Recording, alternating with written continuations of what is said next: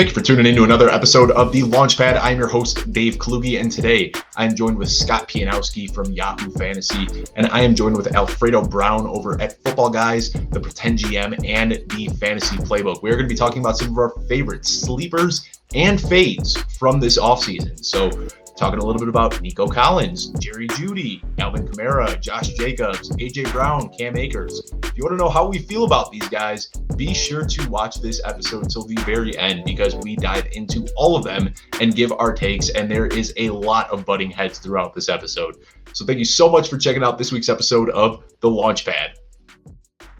Who is your biggest sleeper for the 2022 fantasy football season? That and so much more on today's episode of The Launchpad. Scott, go ahead and start us off here. Of all of the guys, based on ADP, who's one guy that you think could really outperform his ADP this season?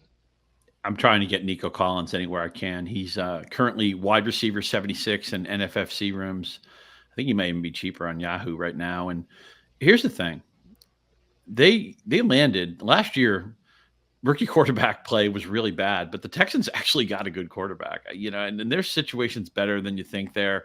And it's a very narrow usage tree. We know Brandon Cooks is probably a good value pick also. I think he's somebody who industry people like, but maybe in more common leagues or more casual leagues, he's not as respected. So while a bunch of us are like, yeah, Brandon Cooks, you can always count on him.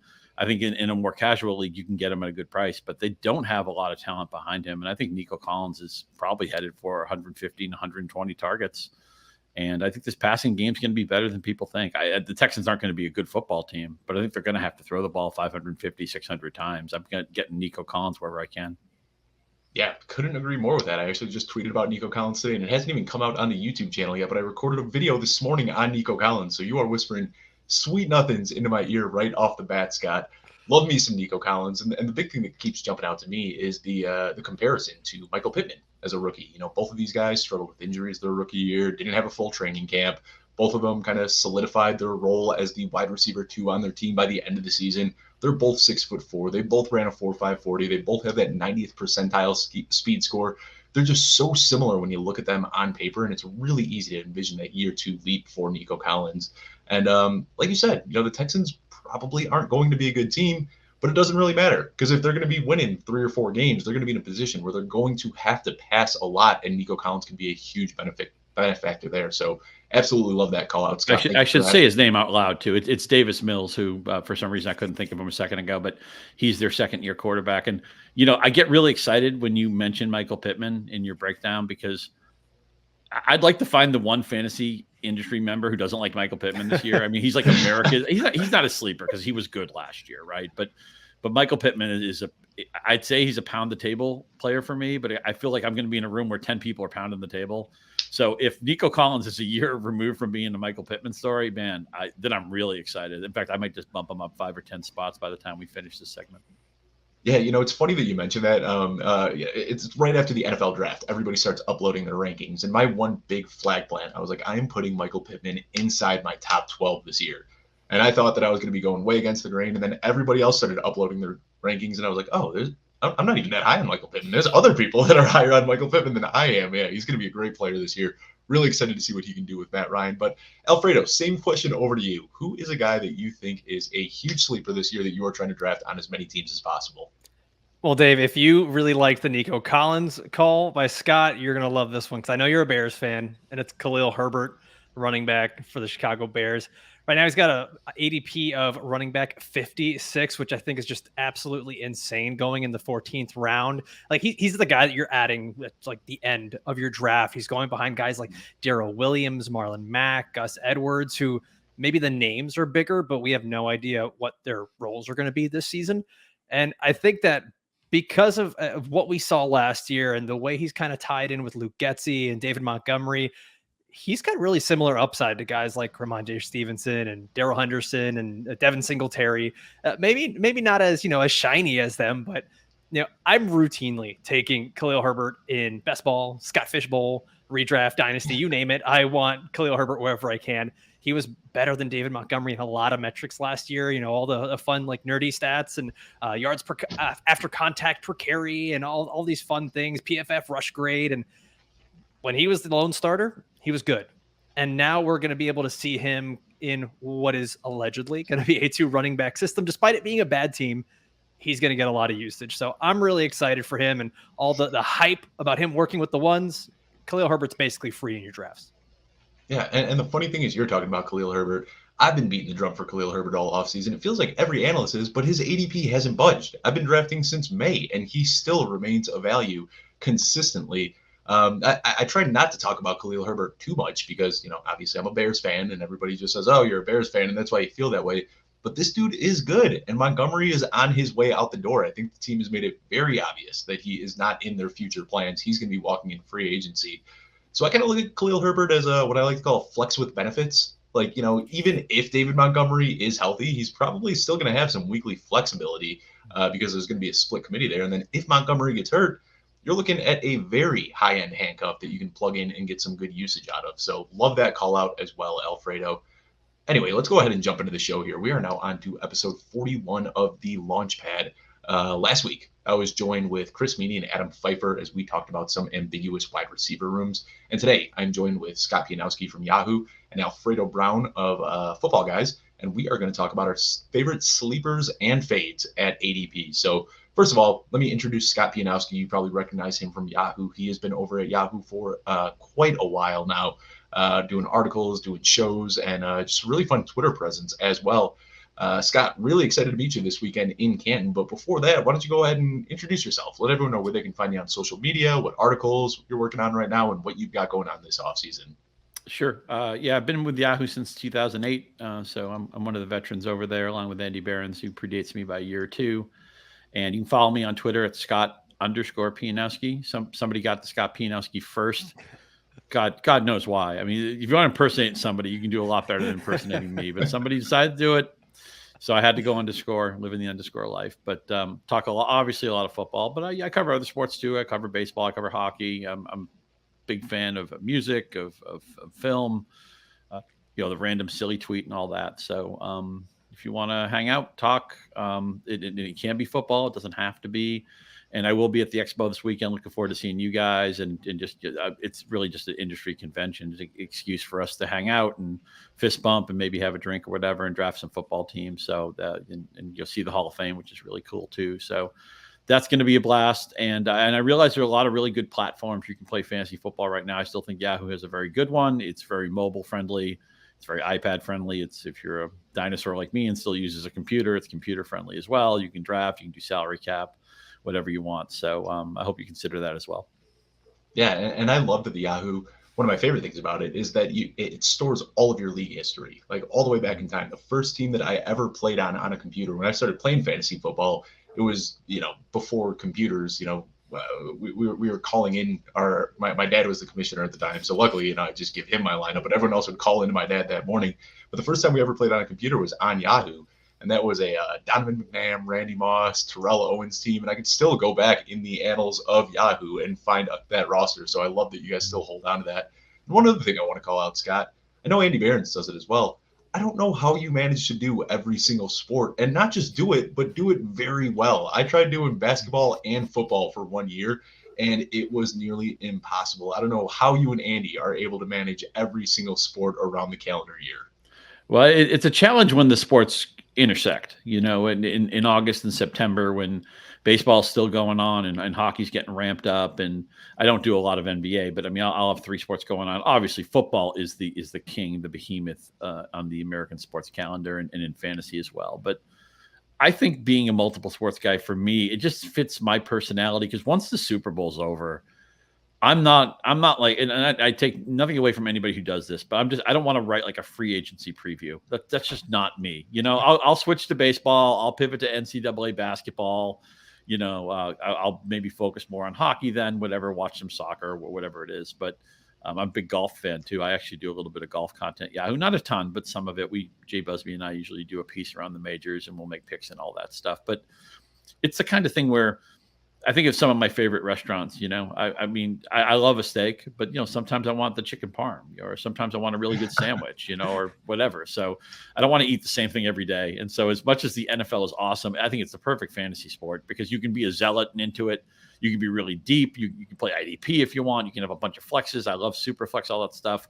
But it's also something that's accessible if you're more of a casual fan. You just want to have maybe a couple of days where you pay attention to fantasy. You don't want to run your life. That works too. You want to be an office league. I know people who have family leagues, or they get leagues where they get their kids involved, whatever. You can play at any sophistication level you want. So it's a perfect sport for that. But juggling a bunch of sports. There's a couple times a year I do pull my hair out a little bit about it, but for the most part, look, we work in the toy department. It's a labor of love, and I just like that I can sample the whole menu. I love the way that you put that. And on that note, thank you so much for taking time out of your day today, because this is crunch time. Like you said, August, September, when all these sports are intersecting at once. So thank you so much for carving some time out of your busy day. Alfredo, same over to you, though. Alfredo, you've probably seen him on the Launchpad before. A very good friend of mine. We have linked up quite a few times on my show, on his show. You can find his content over at Footballguys and the Fantasy Playbook and the Pretend GM. He's doing a little bit of everything all over the place. Alfredo, why don't you introduce yourself and let everyone know where they can find you on social media and what you are working on right now? Yeah, I haven't quite been in the game as long as Scott. In 2008, I was graduating high school, so yeah, I'm a child. But yeah, I've been doing this for about a year and a half now, and it's been awesome to join Footballguys and cranking out articles and being able to do the weekly videos, stuff like that. Just started up as the host of the Fantasy Playbook Dynasty podcast. Had my own podcast, Pretend GM. It's been fantastic to get into all of this. And I'm not quite as well versed jumping into the basketball and golf and all that other stuff, man. But it's great. I'm really excited for Canton as well. That's just always so much fun going to the NFL Hall of Fame last year. That was a bucket list item. Like, that was one of those things that I never thought I would do. And living in South Florida, I had absolutely zero reason to go to Ohio. And here I am. Like, every year I'm getting excited to go to Ohio. So yeah, that's where we are. Yeah, I mean, that was, as fun as it was meeting everybody and the expo itself and everything, that was honestly the highlight for me last year as well. It was just spending, I think it was 3 or 4 hours that I just walked around the hall, and I'm looking forward to doing it again this weekend. So much to see there. But let's go ahead and jump in, talk about some more content and some more of our favorite sleepers and fades. Alfredo, why don't you start us off here? Who's another guy that you have pegged as a sleeper for the 2022 season? Yeah, so for this first guy, I honestly was just going to put in, insert Denver Broncos receiver. And then when I just started to look at the ADP, Jerry Jeudy just became really easy and obvious. He's got an average draft position of wide receiver 28. So you're probably getting him somewhere like the 6th round, around guys like Amari Cooper and Gabriel Davis, who, Davis is still pretty unproven. Cooper, we have no idea what the situation is going to be there. And, when it came down to Sutton or Cooper, Jeudy's cheaper. He's going 15 spots later, and he's got the talent. Excellent route runner. He led the NFL in average yards per separation per route. And now, unfortunately, with the Tim Patrick ACL injury, it really opens a door for Jeudy to really command a pretty good target share. It gives him a very reasonable path to a wide receiver 1 on that team. It's kind of pick your flavor. If you really like Cortland Sutton or Jerry Jeudy, I'm fine with either.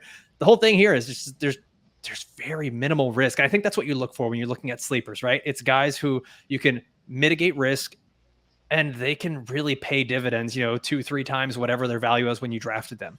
So bringing in Russ Wilson, we've seen what he's been able to do with DK Metcalf, Tyler Lockett, and we don't know if Jerry Jeudy is going to be as good as those guys, but I mean, Russ's wide receivers are routinely top 10, top 19, top 13, top 5. You go farther back to Doug Baldwin, who had back-to-back wide receiver 7 seasons.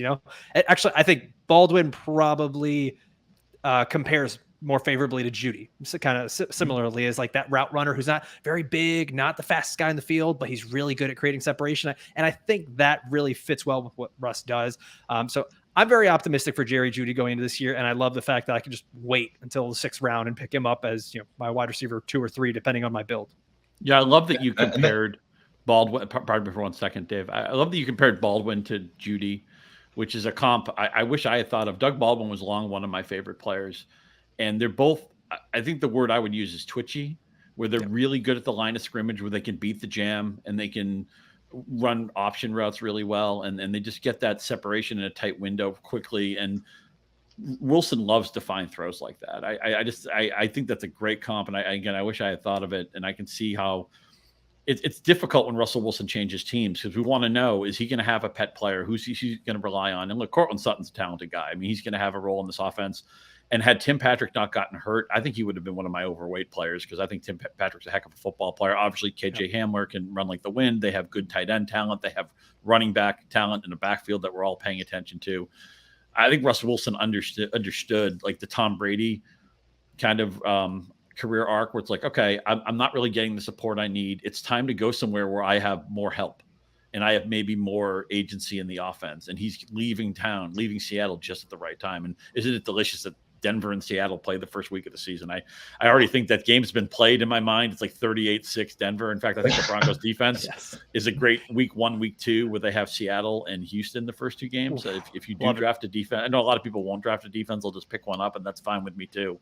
But if I do draft a defense, I'm getting a lot of late Denver. I mean, just so I can gang up on those first 2 matchups. But I love that you linked up Baldwin and Jeudy because again, the twitchiness, the ability at the line of scrimmage to juke the cornerback, I think they're both excellent in that regard. And just the Baldwin was such a technician too.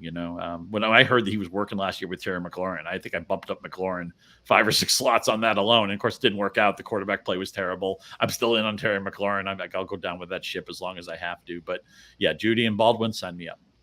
And I think Lockett sort of fits into that archetype as well, especially over the last few years. Early on in his career, he was just a downfield burner and nothing more. But it was as soon as Doug Baldwin retired and left Seattle, Lockett kind of had to start running some of those intermediate routes and running a lot more option routes. And you saw his target share went up and his A-dot went down as he kind of turned into that safety blanket.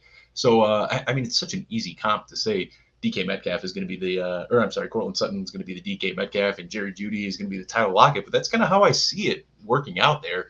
And I forget if it was Alfredo or Scott, one of you mentioned KJ Hamler, but he's another guy that I'm interested in. And, right as soon as Tim Patrick went down with his ACL tear, then we get a report that KJ Hamler has been activated from the PUP and he's 100%. So there's no, there are plenty of weapons in Denver for Russ's disposal. So really excited to see how this offense could work out. And I am completely with you on Jerry Jeudy. But Scott, same question goes over to you. Who is another sleeper that you are looking at this season? So I think everybody who has any fantasy experience knows that we're going to draft a lot of running backs and we're going to try to give ourselves a chance to get lucky. And we're going to, early in the season, your roster isn't hurt yet. We don't have bye weeks, and you're just going to have some of these lottery tickets and hope that maybe things fall favorably, understanding that some of these guys will wind up being cut. In the last round, second to last round of my draft, I'm picking up a lot of Dearness Johnson. I loved what he showed at the end of end of last year, when Nick Chubb wasn't available. I actually don't like Kareem Hunt as much as a lot of other people do, and I get it. Maybe he wants to be traded, and the Browns are saying, well, we want to keep him, but who knows? Maybe if tomorrow Cam Akers had a major injury, maybe the Rams would be interested. Or I think it's going to take an injury to maybe spark the Kareem Hunt trade, but I don't think Hunt's long for this team. And they gave Dearness Johnson a pretty good contract for ostensibly a third string running back. The league is filled with so many talented runners who we don't know much about, who guys didn't have draft capital. It's not unusual for players. I mean, Arian Foster was undrafted. He was terrific. Terrell Davis was a 6th round pick. The league is filled with, the Patriots have done really well without spending draft capital with running backs. So they have a really nebulous backfield right now. Dearness Johnson's a lottery ticket I want to get because, last year, over 5 yards a carry. I think it's a decent offensive line. If they don't have Watson, I think they're going to run the ball a ton. If they do have Watson, they're going to be in scoring position more often. I can spin that favorably. Now, I'm not drafting into Amari Cooper. I'm not drafting really anybody in their passing game. Even, Watson, I really don't want to go near him for a lot of different reasons. But I'm fine with Chubb, kind of staying away from Hunt. But outside of the top 200, yes, give me Dearness Johnson. I think he's a perfect Mr. Relevant for that final pick on your roster. I like it. And Kareem Hunt, he's only had 2 seasons where he's been fully healthy. He's missed games almost every single year in his career. So right now, when you look at Dearness Johnson, he's technically 3rd on the depth chart, but Kareem Hunt is demanding a trade. Kareem Hunt has a history of being injured. So really, he's pretty close to being in that, really desirable handcuff role, which we saw him smash in last year, where he was getting tweets from LeBron James and, just blowing up on social media when he had that huge game in prime time last year. So love that call out. You're never going to regret betting on talent. And regardless of where he is on the depth chart, Dearness Johnson is a very talented running back. And I know Alfredo is a huge fan of Jerome Ford. So I'm waiting for him to plug a little bit of Jerome Ford here. But really what it is, I mean, Cleveland, like they just do a fantastic job of developing running backs there. So whether it's Nick Chubb, Kareem Hunt, Ernest Johnson, Jerome Ford, dynasty or redraft, you just want to get a little piece of that running back core because they are going to find a way to produce some points. It's funny how some teams are good with certain positions. Like for whatever reason, the Steelers draft receivers better than everybody else, and they're not even using first round draft capital. It's unbelievable. If the Steelers drafted a checkout girl from the local supermarket and said she was a receiver, I'm drafting her. I'm putting her on my stat list. It's just they understand that position, and you're right. The Browns have had a lot of hits. They've done a lot of things right. It's funny. They haven't had a lot of receiver fun since Stefanski took over. And I get, look, Baker Mayfield was hurt last year and all that stuff. Obviously, they've tried to upgrade the quarterback situation. It's a big mess right now. We don't know how much Watson's going to be available this year. But when it comes to playing ground and pound, and it sure fits the kind of the profile of that city and that team and the weather they'll have in the second half of the year. You just think of the Browns. Going back to, I'm old enough to remember Ernest Biner and Kevin Mack and guys like that. But it just seems like the Browns always want to play a style of football where there's going to be a lot of running between the tackles, and certainly something Ernest Johnson is good at. Can I plug the Bears middle linebackers as well? I mean, as long as I've been alive, it seems like the Bears just find a way to turn out that middle linebacker every single year. Absolutely. Like Steelers. The great Dave Damashek did a ranking once where he did like a franchise with their certain position and like the all-time greatest, like the LA Lakers centers or stuff like that. Pittsburgh Penguins center iceman. You get like Mario Lemieux, Sidney Crosby, stuff like that. But the Bills middle linebackers, I think, were represented very highly on that list. I'll have to check that out. And it looks like the Steelers may have done it again. I mean, reports so far are that George Pickens is dominating Pittsburgh camp. So can't wait to see what this guy can do on the field. Just get him a gold jacket, Dave. He's ready. It's crazy. It's just crazy the history they have. Even guys you forget about, guys who fizzled out because they couldn't walk the straight. Martavis Bryant. Yeah, Martavis Bryant's a great example. Who would have been a star if maybe he had it more together off the field. But I mean, that guy was blowing up football. And I think a big thing is the Steelers, they don't shy away from the character concerns, whether it was Antonio Brown, Martavis Bryant, and now again with George Pickens. They're willing to take those guys in and just hope that they have the infrastructure that they can get them on the straight and narrow. And sometimes it works, sometimes it doesn't, but they're a-okay taking those players that slide. Well, let me ask you this: since we've buttered the biscuit of the Steelers receivers so much, I'll ask you guys this really quickly: what Steeler receiver do you think you'll draft into the most this season? Right now, for me, it's been George Pickens. Especially at that cost. I like Deontay Johnson, but I can't help but feel like his target share was slightly inflated as Ben Roethlisberger was, his arm strength was waning, and he had that, the timing routes down pat. So I kind of get a little bit concerned that Deontay Johnson won't see the same usage with a different wide receiver. And then when you look at Chase Claypool and George Pickens, they're such similar players that I'll just take George Pickens 5 rounds later than paying up for Chase Claypool. Yeah, I love Pickens there too, especially with the ADP. What I've actually been reading more of is that they're moving Claypool to the inside, kind of like almost like he's turning into Mike Gesicki or something. I just feel like this is one of those teams that they may not be as good as we think. Like they may not be getting that quarterback upgrade that we all really thought. And there may be a little bit more of that just chuck it, Pickens is down there somewhere type mentality. And we could just see, Pickett to Pickens all of a sudden towards the end of the year coming out. And I just love the ADP and the cost for George Pickens. I love the report that came out today that Pickens had a contested catch over Sutton in the end zone and then started dancing on him. And Sutton got mad about it and said, line up, we're doing that rep again. And Pickens scored another touchdown on him and danced on him a second time in a row. So I just love that type of energy from George Pickens. I can't wait to see what this guy can do. The fact that Mike Tomlin will not compliment him lets you know that he's doing well. Like Mike Tomlin is trying to keep him down to earth, and he will not compliment him no matter how hard reporters try. And let's go ahead and move off the Ernest Johnson conversation now and get to your next sleeper, Alfredo. Who's somebody else that you would like to talk about a little bit? Yeah, and I'll be relatively quick with this one, but I really love the average draft position for Drake London. And it just seems like more and more nowadays, rookie wide receivers are just coming in and producing. And it's a lot of it has to do with the way that the NFL is changing. And just guys are coming in more NFL ready at that wide receiver position because of the NFL actually changing their offensive styles to match what colleges do so they can get these guys in the field quicker. And, Drake London's coming in with an average draft position of wide receiver 41, which I think is crazy considering the target volume that should be there. And like, by the way, don't tell anyone Brandon Ayuk is also sitting there at wide receiver 44. Like there's a lot of guys. The wide receiver position seems pretty deep. But he's his team's top wide receiver if you consider Kyle Pitts as a tight end, and you can get him in round 9. And like I said, the volume should be there. Marcus Mariota, from times that he has been a starter, he's not much of a spreader. He kind of locks on to like, these are my 1 or 2 guys, and that's who he goes with.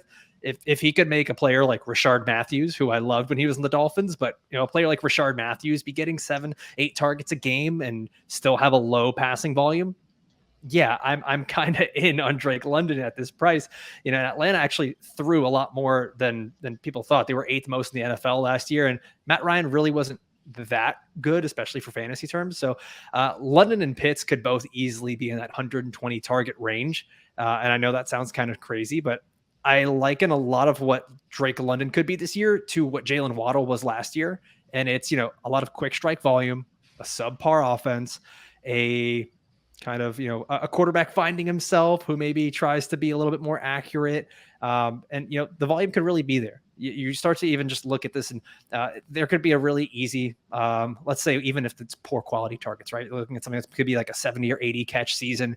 And that could get him right in that area of guys like Devontae Smith, Amari Cooper, and put him in that top 24 of wide receivers, and you're drafting him as wide receiver 41. So it's just strange to me that he's so low when this is something we can see. Like, we can see the forest of the trees. We can see that there's going to be volume. He's a talented player. I just don't understand why he's going so low. It's just talent meeting volume, meeting opportunity, all of it together. And if we talk about programs that constantly hit at a position, how about USC, man? USC receivers have been very good for fantasy. That's all I'll offer on London. I think it's a great call.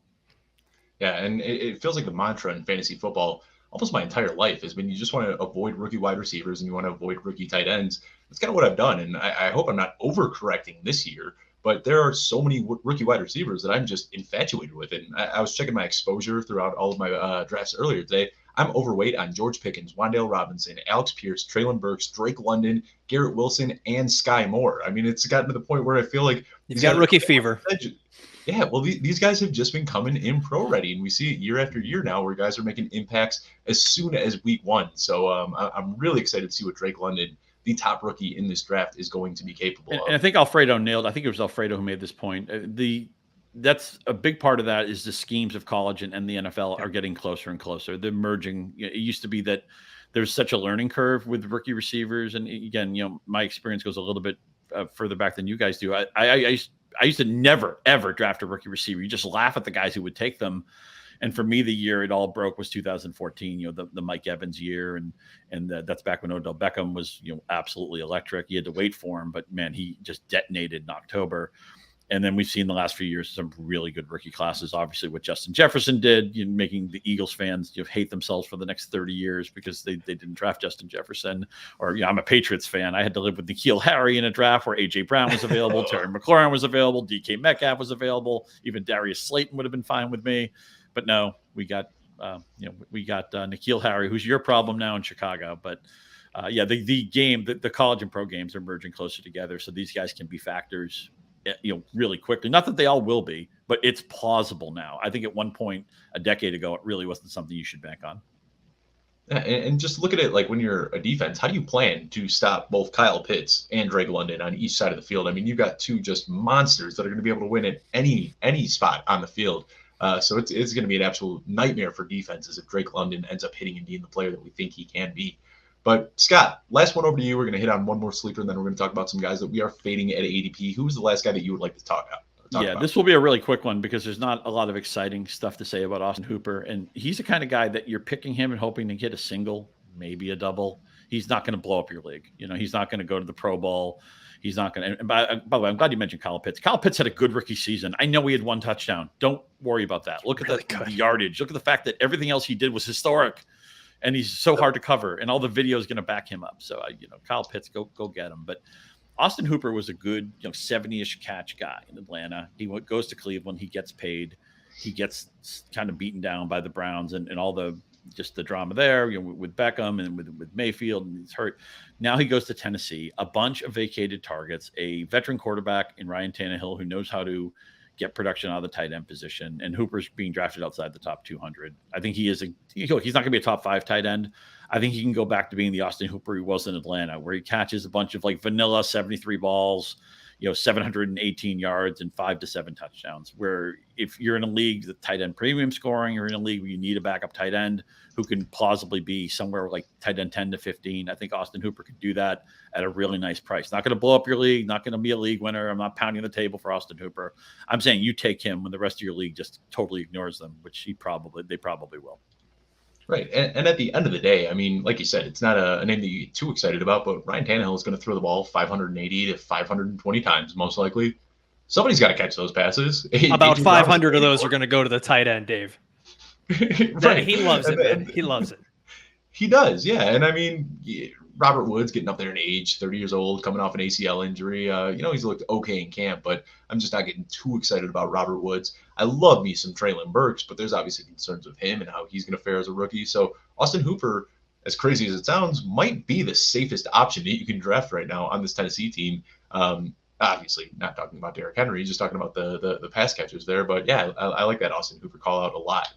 Now for the fun part, we're going to talk about the guys that we are looking at, and every time we're on the draft board, we're on the clock, these guys pop up and we say, what are they doing here? They should be going 3 or 4 rounds later. Scott, start us off. Who's a guy right now that you're just not really understanding the ADP and you're fading a little bit at cost? Yeah, Alvin Kamara, I'm afraid that he could beat me. I want to be upfront about this. My fate of Kamara is not tied to suspension risk, because it sounds like the flow of the story is that he's not going to be suspended probably this year, that they can push it off for a year, and who knows, maybe won't be suspended at all. But all of his efficiency tanked last year, and he lost Breeze the previous season. Now he loses Sean Payton. And although a lot of the passes that they throw to Kamara are, design plays where they get out of the huddle, they know they're throwing the ball to him, he's not going to get those influx plays where Drew Brees will say, okay, this play is broken down, I can just flip it to Kamara. I just don't Jameis Winston does not strike me as that type of guy. He's never really been comfortable throwing to his running backs. A lot of times he struggles with touch throws. He's more of a kind of a, YOLO, throw the ball downfield, put some velocity on it. And the Saints have said they don't think Kamara is going to be an 80-catch guy anymore. And this is far and away the worst offensive line Alvin Kamara's had in New Orleans. It's probably a below average group, and we've never said that before. They're usually like a top 5 offensive line. So just a lot of things moving in the wrong direction for Kamara, and he's getting around that age, at age 27, age 28, where running backs sometimes, for whatever reason, just think of all the guys who were on magazine covers, David Johnson, Le'Veon Bell, Todd Gurley, guys who aren't even in the league anymore. I'm just nervous that I'd rather be a year early to a Kamara slip than a year late. Efficiency was bad last year. Guys who really helped make him great. He's a great player, but guys who really helped support his stardom aren't in the locker room anymore. I will not draft into him proactively. He'll really need to fall below ADP before I take the plunge. And I realize a lot of people disagree with this. Some people I really respect, like Kamara, and think he's a great value right now, but I'm going the other way. So Scott, if I could just kind of throw it out there, where is the spot in the draft where you kind of think about drafting him? Because with the suspension risk baked into his ADP, he was dipping into the late 3rd round. And if he avoids suspension and you can get him in the late 3rd, I think that's a pretty fair value. But he's obviously going to start creeping up a little bit. So let's just put on our hats and imagine here that he is not going to be suspended at all. Where would you kind of feel comfortable taking him, if at all? Well, this also speaks to my most common build, which is I usually like to have the anchors away running back or the hero running back, where I want to take a running back in the 1st or 2nd round. I'm not going to force it. If I don't like the running backs who are on my slot, fine. But, if I got an early pick, yeah, sure. Jonathan Taylor, Christian McCaffrey sounds great. I would consider Dalvin Cook at the right spot. Aaron Jones, I think, is a perfect 2nd round pick. Usually after 3 rounds. And again, this is not a mandate. You have to be fluid with your draft because you don't know what's going to be available to you. And I want you to be able to roll with the punches and kind of ride the sea waves and all that. But my first 3 picks are usually going to be 1 running back, 2 receivers, and the running back I take is probably a 1st or 2nd round pick. So when Kamara might be available in the 3rd, I'm probably looking to stack another receiver I really feel good about in that round. That's just not a running back round for me. No, I completely understand. So let me just throw out a couple other names, and I hope you don't. I'm not trying to push back. Just kind of that's good. Here. It's So, disagreement is intelligent, respectful disagreement is how we get better at this game. By all means, bring it on. completely agree. So in the second round, I know you said Aaron Jones is a guy that you'd look at. What about Leonard Fournette, DeAndre Swift? Are those guys that are kind of piquing your interest a little bit in round two, or is it just the 4 or 5 guys that you had mentioned? No, those would totally be viable for me, especially now that Fournette's trimmed down a little bit. I mean, I know people were laughing about, oh, worst shape of his life. Ha ha ha! You can't take anything seriously from training camp. I'd like Leonard Fournette to be in shape, and I'm glad he is again. And just being tied to a Tom Brady offense and being in the Brady circle of trust, which sometimes feels like a dot of trust. I don't think Aaron Rodgers is a circle of trust either. It's like a little speck of trust. Not everybody has Aaron Rodgers' cell phone number, but Leonard Fournette would be fine with me. DeAndre Swift just need him to stay healthy. I am a transplant in the Michigan area. I've been here for about 20 years, and I root for the local teams. I don't live and die with them, but it would just be nice if the Lions were the plucky team they were last year and maybe won a few more games. A lot of people are excited about Dan Campbell. They're on Hard Knocks. They have a lot of players we want to draft, right? When's the last time you went into a draft and you could say, hey, there's like a handful of Lions I'd actually be happy to end up with, starting with DeAndre Swift. So, Fournette and Swift would be the word I like to use is proactive. They're guys I could pick proactively in the second round. Awesome. And the reason I was asking is because it's just been within the last couple of weeks that it kind of looks like Kamara is going to be dodging the suspension. Mm-hmm. And I'll be honest, I haven't even really looked at his outlook the way that you just broke it down with him getting up there in age and Jameis and no Sean Payton. I was just so excited thinking that I could get Kamara at a discount that I was just drafting him in the mid-second without even thinking twice about it. But you bring up some really, really good concerns that had me kind of reevaluating my stance a little bit. So I appreciate that, Scott. That was a good I want to be clear, too. I would recommend that everybody who's out there who's formulating their own Kamara opinion, I'm not a lawyer, and I don't pretend to be one. And the NFL can be really strange with suspension timelines and all that. I'd be very surprised if he misses time due to suspension this year. I just don't think it's going to be this year from the people who know more about it than I do. I think it's Drew Davenport who does a lot of work on that. He's outstanding, a mandatory follow for this type of stuff. I would, as you're making your running back board, and again, I'm fading Kamara anyway, but it's nothing to do with the suspension. I really don't think that's going to be a factor this year. Yeah, and Drew Davenport over at Footballguys, he's going to be running the poker tournament in Canton this weekend. So, if you're heading to Canton, you can definitely check that out. But yeah, definitely recommend checking out Drew Davenport stuff. He has been on top of the Deshaun Watson case, the Dalvin Cook, Alvin Kamara. I mean, this is what he does. So good. He is a unique voice and qualified to speak to that stuff. And he's honest. He's like, he'll tell you what he knows, tell you what he doesn't know, tell you what he thinks. There's probably other people doing similar work, but I can't think of anybody. I mean, he's really tapped into a niche that we needed filled. He's doing an outstanding job. So props to him. And we're also going to be on a panel on Sunday. He's running an auction/salary cap panel that I'm going to be a part of. So I hope you guys can check that out, or if you miss it, catch it on video. Much love to Drew. Great guy. I will be there in person. Look forward to hearing it, Scott.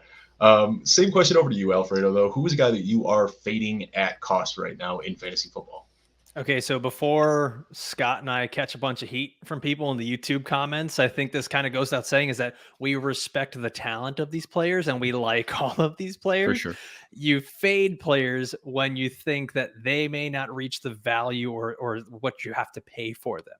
And typically what I'm looking for is someone who's either going to have low volume or a regression after a hyper-efficient season. And I think the poster child for this is kind of got to be Deebo Samuel going into this year. And I love Deebo. I really do. I love Deebo. I can't ever click his name as the wide receiver 6 in my draft. And he's going ahead of guys like CeeDee Lamb, who I love. CeeDee Lamb this year is just so much available volume for him there. The Niners they weren't exactly a pass-happy team last year. They were second to last in the league, and now they're adding a quarterback who's probably going to run even more and probably be more inaccurate. And someone that I think we all know and really respect his opinion. And Rich Rebar, he pointed out some really great statistics for Deebo Samuel here. That Deebo only had 9 red zone targets last year, just 2 targets in the actual end zone. So a lot of his stuff came. 13 of his 16 touchdowns, including the playoffs, were scored from 10 plus yards out. So he was really breaking away long plays. It's not to say he can't do it again. It's just that things like that become highly unlikely to repeat. And I'd rather not take that risk on a player who's going to be my second pick. He's going at like 15th overall. I don't want to have to take that risk on that guy. And Trey Lance kind of really scares me. I think that he's going to be really fun for a lot of people in fantasy because of his rushing outlook, but we don't know how he's going to be with Deebo Samuel. Does he have more of a relationship or a better vibe, chemistry, whatever you want to call it, with Brandon Ayuk?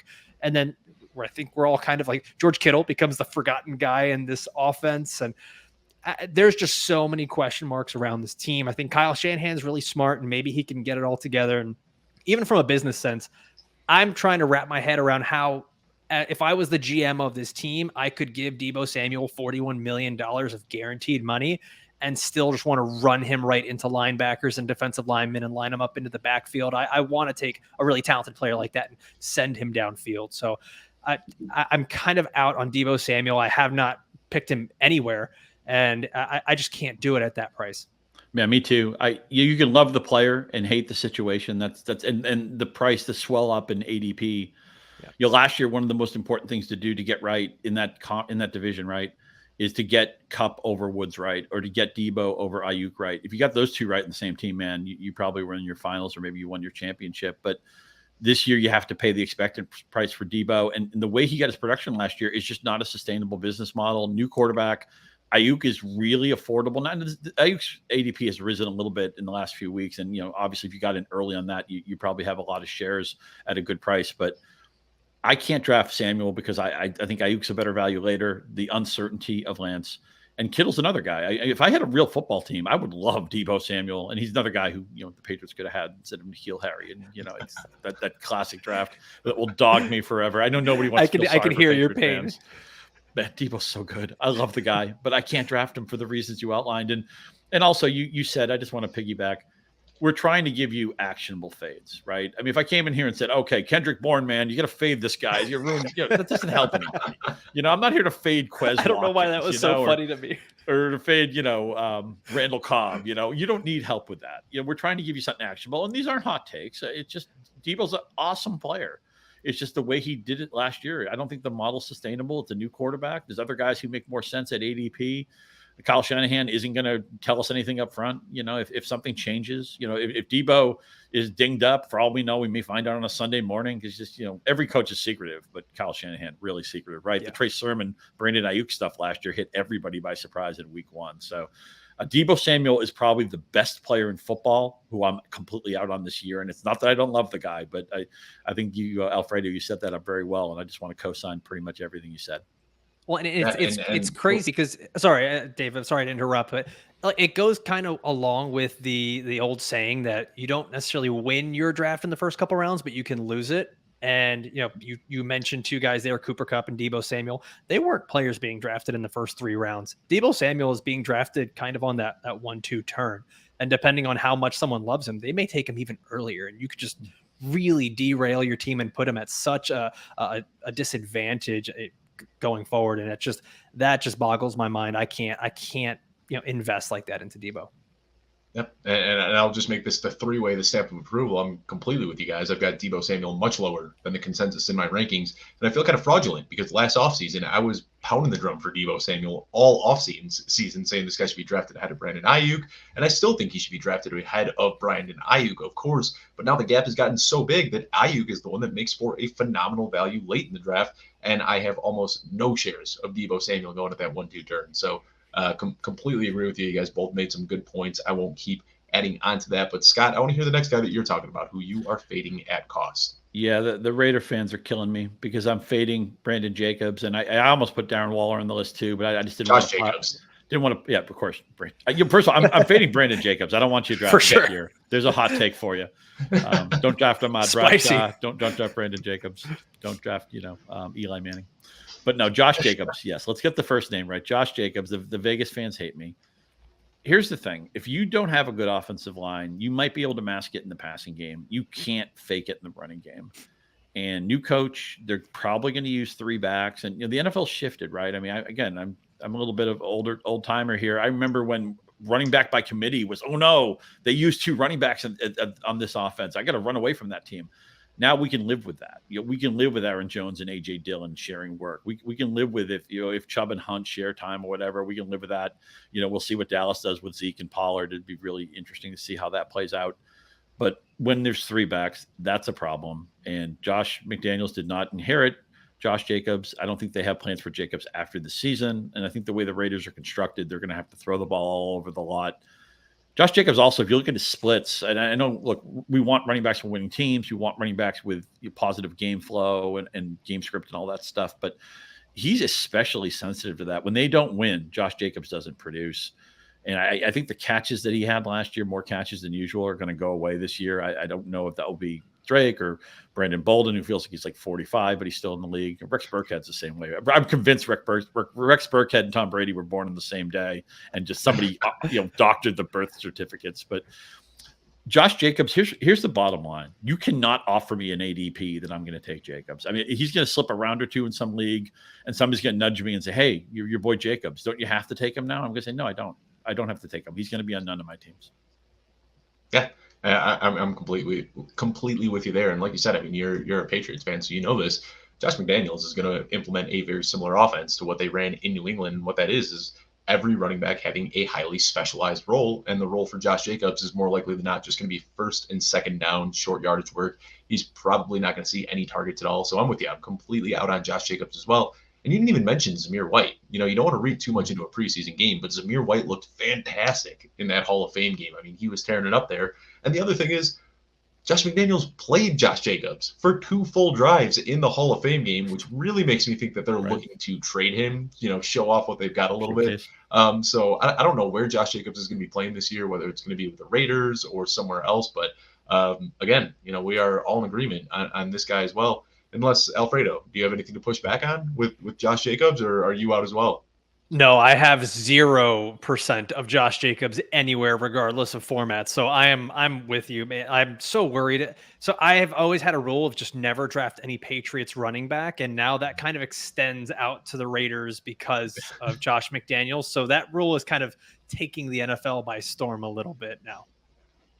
Well, let's hear your next guy, Alfredo. Who is it that you would like to talk about that you are fading at cost?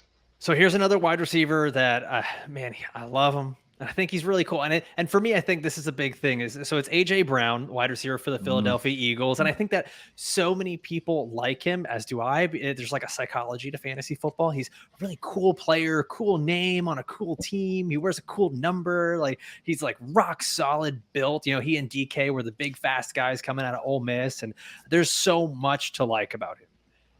But he's going as the wide receiver 10 ahead of, someone who is just consistent and rock solid, like Keenan Allen, if you're playing in a PPR format, or, the guy that we all think is set to break out, Michael Pittman.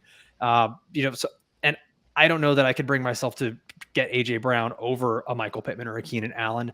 And you go back and you look at what he's done, and, AJ Brown, he finished 25th, 5th, and then 27th in half PPR scoring in points per game over the last 3 seasons. And it was even worse in PPR. And that just kind of lends to who he is. He's a hyper efficient wide receiver who doesn't get a lot of volume. I think a lot of people are clinging to that 2020 season where he had, still just 70 receptions, but 11 touchdowns. And over his career in the last 3 seasons, he's 43rd in targets per game. There's just not a great volume there. He goes from the Tennessee Titans, who are already very run heavy, to the Philadelphia Eagles, who were the most run-heavy team in the league last year. And, yeah, he lived off of those touchdowns in the past. He goes to Jalen Hurts, who, remember how I said that A.J. Brown had a great season with 11 touchdowns? Jalen Hurts threw 16 last season. So you're really betting on a big Jalen Hurts jump. And it's very similar to Deebo. Like, I'm not all in on Jalen Hurts either. I don't know what they're going to do. He's probably really fun for fantasy. I don't know that he's going to help his wide receivers. You've got Devontae Smith there, who's going to command targets. Dallas Goedert, Quez Watkins still exists. Kenny Gainwell, Miles Sanders, all these other players. And you start to do the math and crunch the numbers, and you're looking at a player who's probably going to give you a lot more of the same. 6 targets, 4 or 5 catches from a quarterback that just doesn't throw a lot of touchdowns. And I don't want to invest that high of draft capital in a player that I am just so worried about and so volatile and so touchdown dependent. I'm out on AJ Brown at that price. Well, we definitely have at least 2 people who view that way. Another case of I love the player, don't like the situation. And the thing is, I think AJ Brown could command a heavy target share on the right team. It's just the Titans weren't that team. They refused to target AJ Brown 10 times off the bus. I always thought they should have. They never did. And the Eagles are not constituted to do that either. They have other competition for the ball. They have a quarterback who is best part of his game really isn't throwing the ball downfield. And, we all have a pet player that we can't let go of, who we think is maybe could be really good in the right situation, but he's not used right. I almost put Gardner Minshew in as my sleeper because I really think he's the best passer. By the way, the best game that Dallas Goedert had last year was with Gardner Minshew. I still think Gardner Minshew can play. I look at his stats and his tape, and I think, if he was a first, second, third round pick, people would look at him as okay, let's give him a shot, because he was such a late pick and seen as an afterthought, career backup and all that. I don't think, man, they gave him away for a ham sandwich. I thought the Eagles were really smart to scoop him up so cheaply, but the Eagles they're not going to go into the season with how do we get AJ Brown 145 targets, 135 targets? That's just not going to happen. So you're going to be, a lot of these games, it's going to be, on Twitter, it's going to be is AJ Brown on the field today? Did he get hurt? Did he get hurt in warmups or the first half of the game? It's no, that's just the Philadelphia Eagles doing what they do. And by the way, a great offensive line, maybe the best offensive line in football. They're going to run it down your throat. Yep. They have good running backs. They have a mobile quarterback. So again, much like Deebo Samuel, man, I would love him on my real life team. AJ Brown, I'd love him on my real life team, and he'll have some fun splash games. And you're going to say to yourself, man, why is AJ Brown 21st in targets or something like that? Why is he 19th in red zone targets or something like that? They're just not going to pepper him the ball the way we want him to. It caps his ceiling, and I'm not sure that Hurts is a great downfield passer. Might be a really good fantasy player, as Alfredo said, but I'm still thinking he's still learning what he can do downfield. And even when he maybe develops that part of the game, Devonta Smith's here, Goddard's here. This is a very deep team anyway. So AJ Brown, he's a much better player in real life than he is in fantasy. He's an easy fade. It's sad because I love him, but an easy fade for me this year. Interesting. So this is one where I don't completely agree with both of you guys, and you make some. Well, you're wrong there. And I just think that really, what it comes down to is that the Eagles have shown that they want to pass more. I mean, they started the season off by passing a lot, and then they kind of had to abandon that when they realized they didn't have the personnel for it. But I think them going out and trading away a first-round pick and then giving $100 million to A.J. Brown shows that they want to pass the ball more. And whether or not Jalen Hurts is that guy or not, I don't think it matters because, like you said, Scott, they have Gardner Minshew on the bench. So if they come out and they try airing it out and they realize, hey, Hurts can't do this, they can pivot to Gardner Minshew in this season. And then next year, they've got the draft capital where they can trade up for a C.J. Stroud or a Bryce Young or something like that. So long term, I think that this Eagles team wants to throw the ball a lot more. So I'm not quite as concerned. A.J. Brown is one of those guys that I find myself drafting quite a bit at the 2-3 turn. It just seems like whether I draft, Christian McCaffrey or Jonathan Taylor in the first round, or whether I draft a wide receiver, I'm either it just seems like A.J. Brown fits into almost every single build I'm doing because I'm either getting my running back early in the first round or my running back when I'm getting, Fournette or Barkley or somebody like that in the late second. And I just can't help myself from taking A.J. Brown there. So there's a lot of question marks in Philadelphia this year and how this offense is going to look. But that's an interesting one, and I'll be anxious to see how that works out. We'll find out soon whether Jalen Hurts can support this offense. Let me ask you, with you being, you're taking A.J. Brown proactively, and I mean, guys are super talented. I mean, I can certainly see the side of that. Does that mean that you're also drafting into Jalen Hurts proactively? I am, yes. Jalen Hurts and Kyler Murray are the two guys that I've been drafting more than anybody. It's pretty much whichever one of those quarterbacks is still standing in round 6, I am drafting. Mm-hmm. Okay. So I'm invested in the Eagles. We talked about SFB a little bit earlier in the show. I walked out of my SFB draft with Jalen Hurts, A.J. Brown, and Devonta Smith, and then I tacked on a Kent Gainwell at the end just for fun too. So I'm pretty invested in the Eagles' offense this year. I think. Yeah, I'm liking Gainwell. 6 months ago, I would have thought we were doing the show. I said, okay, look, Miles Sanders somehow had a bunch of touches and no touchdowns. That's going to correct. And I've gotten to the point now. It's like, well, I don't know how it corrects when they have a big role for Gainwell. And Hurts is obviously going to kick a lot off the table too. I think it's going to correct for Miles Sanders to 4 or 5 touchdowns. I don't think he has the chance of a 7 to 9 touchdown season like I did maybe 6 months ago, because I've really come along to Gainwell he's one of my favorite. Once you already have your starters at running back and you're trying to get those plausible upside guys, or the flex with benefits, which is a term somebody said earlier, I think Kenneth Gainwell actually fits that suit really well. And he's got the great name too. You can't have the last name Gainwell and just not be good at playing running back. And I mean, what's the reason? Why would you turn around and hand the ball off to a running back when you've got Jalen Hurts? You've got a running back that you're snapping the ball directly to, and you're at the goal line. Of course, there's no reason that Miles Sanders is going to assuredly hit that positive touchdown regression next year because they've got Jalen Hurts who's going to continue vulturing those goal line touches. So I'm kind of off of Miles Sanders when it comes to the Philadelphia offense, but I like just about everybody else there at cost. But we got a few minutes left, and I want to talk about one guy, one more fade each. So, Alfredo, why don't you start us off here with the final guy that you are fading at cost? Yep, I'll go really quick here. It's Cam Akers, running back for the Los Angeles Rams. And I think last year he probably came back too soon. He's got an average draft position, running back 18, ahead of guys like Travis Etienne, Brees Hall, or if you're doing kind of more of what Scott does, there's wide receivers there like DJ Moore, Mike Williams, good players that you could be taking instead of a volatile guy coming off an Achilles injury. And I think it's just point blank pretty simple. We've yet to see a running back come back from an Achilles injury and be fantasy relevant or return to form or be a star or any of those things. I think the closest guy we saw was Deontay Foreman in a very limited sample size, come back. And that was 2 years after his Achilles. Not, it's been roughly a year since Akers originally got hurt. And, he just wasn't very effective last year. Sean McVay is already tossing out his famous, we got 2 starting running backs quotes. And I feel like it last week, it feels like years ago, but last week people were saying Kareem Hunt, if he gets traded, the Rams are a great spot. And it's like, well, how are we talking out of both sides of our mouth here? We love Cam Akers, but then we also think they should go out and get another running back. And I think there's kind of also a misconception here that Sean McVay really wants to run a single running back team like there was with Gurley. And I think a lot of people just see the Ram logo and they think Todd Gurley. And you go back and look from week 2 to week 16 when Darrell Henderson and Sony Michel were healthy and active, it was a 59-41 split. Mm-hmm. So you're looking at the same thing you probably see everywhere, a 60-40 split at running back. Cam Akers doesn't catch a lot of passes. He hasn't been very efficient in the red zone. The Rams offensive line was already bad at run blocking, and they lost Andrew Whitworth and Austin Corbett. And it's really, really hard. Once again, I've said this with every single player. It's just really hard to invest in that kind of volatility. If I'm going for players early, I want someone that's going to be a little bit safer. And everything, despite my love for Cam Akers, I was all in on Cam Akers prior to the Achilles. That for me, Achilles that's like a curse word. I'm staying away from it, and I want no part of it. Yep, I'm with you. And like you said, I'm not even going to add to it. You hit basically every single point that I wanted to say there. I'm with you. I just can't draft Cam Akers at cost. I feel like Cam Akers is just the start of the running back dead zone. That's where you start hitting those running backs that all kind of have some question marks surrounding them.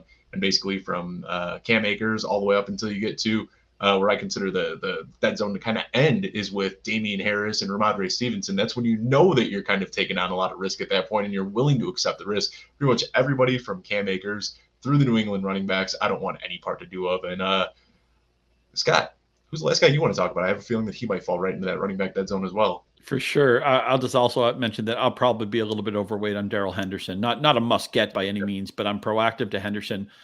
And you mentioned how people sometimes want to frame coaches, oh, this coach likes to do this or features that position. I think the best coaches work personnel to scheme, not scheme to personnel. And I think Sean McVay is about as good of an offensive designer as there is, right up there with Andy Reid and some of the best guys in the league. He's going to play to what his talent dictates. And I think you outlined a really good fade case for Akers, one that I'm going to follow in my drafts. Really, really simple. I think the Chiefs, when they drafted Clyde Edwards-Helaire, thought he'd be a special player. I don't think they think that anymore. I want you to speculate. You can spin the spinner and take whoever you want. Maybe you're a Ronald Jones guy. Maybe you still have a pang for Jerick McKinnon, who flashed in the playoffs. Isaiah Pacheco has been one of the stars of training camp. Derek Gore had a moment last year. You want to take any of those guys? I get it. It's Andy Reid. It's Patrick Mahomes. It's Kansas City offense. They obviously have a really interesting wide receiver room, so there's a lot of sleeper value there. Even though CEH is falling, and again, it's going to be one of those points where it's like, oh man, CEH in the 70s, CEH in the 80s, you can get that now. But I don't think the Chiefs view him as a bell cow. I don't think they trust him at the goal line, and they've stocked this running back room with people who are going to challenge him or take some of his work away or maybe even take his job away. I'm not drafting it to see. I know it's tempting because the Chiefs are the Chiefs, but pick a different running back if you want somebody on this offense. I'm not taking CEH. And you can make a really strong case for the upside because the pass catching possibilities and the amount of touchdowns that they're going to score and just being the Chiefs offense, like you can make a very compelling case for the upside. But I'm with you, Scott. I just can't pull the trigger on CEH, and I find myself drafting Pacheco in round 18 or Jerick McKinnon in round 18 or maybe Rojo in the 11th or 12th. So I know Alfredo, I see you ready to burst here. CEH is one of your guys, and I know you want to say something. I'm guilty. For a second. Let's hear it. No, I'm guilty of having some CEH, and it's just there is something that's still just so attractive about having a potential running back one that's on a good offense that coming out of college, part of his prospect profile was that he caught passes and he was a good pass blocker and he was the guy that was supposed to be in there. Now, granted, this Chiefs team is changing. There's no Tyreek Hill and they've got Sky Moore running around in the backfield and doing all kinds of crazy stuff. And I'm not fully gung-ho about Clyde Edwards-Helaire, but I think that at his ADP, I'm a little bit more comfortable taking him because he is one of the running back can just be such a wasteland once you get to a certain number that if there is a guy I think could do it, there's like a weird, if we go back to that first game he had and he gets that touchdown, I feel like there's just like a total, like an Avengers alternate timeline for Clyde Edwards-Helaire where he's butterfly effect. Yeah. Where he's actually, being used and stuff. But man, it's just, I think that one might be a little bit more emotion than logic there, and I'll admit that. It's not like he's not going to be surrounded by talent in Kansas City, but talk about having the perfect setup at LSU where he had Heisman Trophy Joe Burrow, he had break the game Jamar Chase and break the game Justin Jefferson, and even the receivers after those guys could play. Like Marshall's not a bad player. So I don't think I can't imagine a running back having a better setup where it's like, okay, everybody gets off the bus terrified that Burrow is just going to torch them and throw 4 or 5 touchdown passes. It's kind of like, okay, we almost have to concede CEH. Now, granted, Patrick Mahomes can be that guy too, and CEH has played with Tyreek Hill before and Travis Kelce. So again, it's not like he went to the worst team in the league or anything like that. But I just wonder if maybe the setup in LSU made him look a little bit better. That's the problem we have with Tua, right? It's like, well, he's so surrounded by so much talent. In Alabama, how can we tell? Are you a Tua sympathizer? Are you a Tua truth? He's why are you doing hardcore Dolphins fan. Why are you doing that? You can't see it on my camera, of course. But okay. I've got a Tua jersey up on the wall. Ended it at the last final minutes here. Scott just stabbing Andrew. Scott went for the jugular here in the final couple minutes. Well, I'm glad I didn't tell you that Justin Herbert's my number 2 quarterback, and I'm thinking of putting him number 1. I'm glad I haven't. He's my number 2 as well. He's my number 2 as well. It still breaks my heart, but yeah, he's my number 2 as well. Nice. Well, I'm glad that we were able to end this show on a high note. Scott, I'll be sure to get you Alfredo's address so you can send some flowers or an edible arrangement or something for an apology on those words against Tua. But before we sign off here, Scott, one more time, let everyone know where they can find you on social media and what you're going to be working on for the rest of the offseason. Sure. Scott_Pianowski. We find just all sorts of stuff, football and otherwise, links to my work. This week, I'm doing my Shuffle Up series where I give recommended prices and tiering for the different positions. I did the running backs and tight ends this week, quarterbacks last week. I'll do the receivers on Friday. And, of course, I'll be at the expo. So if you're there or if you're following it on social media or whatever, let's engage. Let's talk some football. And if you need a place to run your league, a lot of great places to do it. But, I hope you consider Yahoo Sports. Absolutely. Alfredo, over to you. Let everyone know where they can find you and what you are going to be working on these next few weeks. Yeah, you can follow me on Twitter at @ThePretendGM. Felt like that was a fitting name. That's what we all kind of do here, play Pretend GM. And you can find my work over at Footballguys. I do some weekly videos there. Last thing I just did was 4 running backs that could crush their ADP, and Khalil Herbert was one of those guys. Yep. Unfortunately, Clyde Edwards-Helaire was one of those guys too. And then you can also check out my show. I'm now the host of the Fantasy Playbook Dynasty podcast. We've been taking over that and getting a nice little crew of rotating guests. So, it's fun to be able to talk Dynasty in the off season and, kind of swerve away a little bit from the redraft stuff and best ball and everything else and just take a break over there in Dynasty land. Absolutely. Be sure to follow both of these guys. Thank you so much for tuning in to episode 41 of the Launchpad. Just a reminder, if you have not already, be sure to subscribe at youtube.com/footballguys so you can see our short videos and all of our full-length shows brought to you from the Football Guys staff, youtube.com/footballguys. Thank you so much for tuning in, and I'll catch you next week. Thank you for tuning in. Hopefully you were able to take something positive away from this show. If so, drop us a thumbs up down below. Be sure to subscribe at youtube.com/footballguys so you can see our short videos and all of our full-length shows coming at you throughout the entire offseason as well as in season. Thank you so much for tuning in, and I will see you next week.